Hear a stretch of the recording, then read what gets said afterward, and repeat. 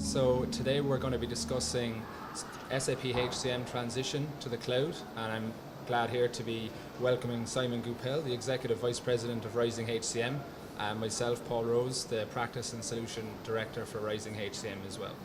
Hi, Paul. Hi, Simon. So what I want to start with is really to get a feel from yourself in terms of some of the key barriers and also recommendations for customers shifting from that on-premise landscape to SuccessFactors. I think I would summarize this to say it's about knowledge and fear, right? I think people fear what they don't understand, and then people have a general understanding. Obviously, people that are using SAP HCM on-premise are experts generally, right? They know the solution inside out. They've been using it for a long time. They're very comfortable with it, and there's some fear that they will lose control. Or they won't be able to do everything they want, and this is where the help of experts, people who have done this, will make them feel at ease, will make them have a better journey. I think it's important before you start that you get that knowledge. You know, you go and then you try to speak with people who've done it, and there's aspects that are, I would say, more critical than others. I would say in those projects there's a good understanding of the business process redesign. This is a generally good skill in the market, and same for Employee Central configuration or generally SuccessFactors configuration. Where the biggest gaps are, in my experience, are going to be on the data migration side. There's definitely more complexity around the tools and the processes, and also on the integration side, right? This is definitely where people are not familiar. They don't understand replication very well. They don't understand integration very well. So it's key that you have people that have those skills. Yes, the module skills, but the skills around data migration and integration. I think that will make a big difference. Excellent. I suppose what I've seen from an implementation standpoint, some of the value, the opportunity that SuccessFactors can bring, both in terms of user adoption.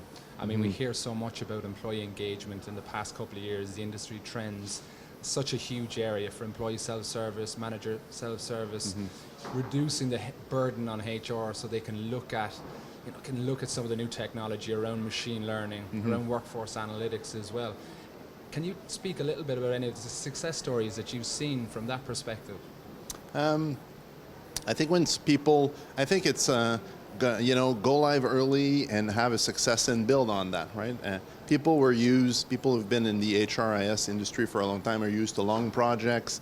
Not a high chance of success, lots of challenges. I think the different customers that I've worked with, whether large customers or small customers, it's all about that first successful go live, right? Whether they start with a talent module or an EC module, or they go all in.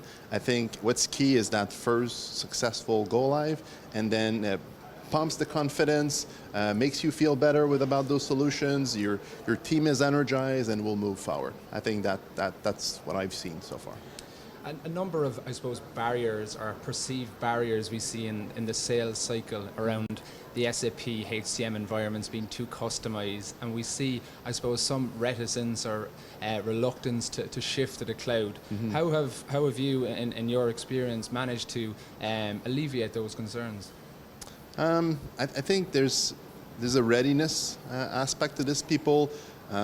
A lot of people acknowledge that complexity, but most people, and if not all people, would like to simplify and would like an opportunity to go back, start fresh, right? So I think if you can push in that direction and let people know that there's an opportunity to simplify, do better, closer to standard industry practices, those kinds of things, this is something that resonates very well with people, and that the tool is powerful enough. It can do anything you want if you know it very well, but there's no reason to over-customize. This is the occasion to go back to something that's a bit more lean and mean.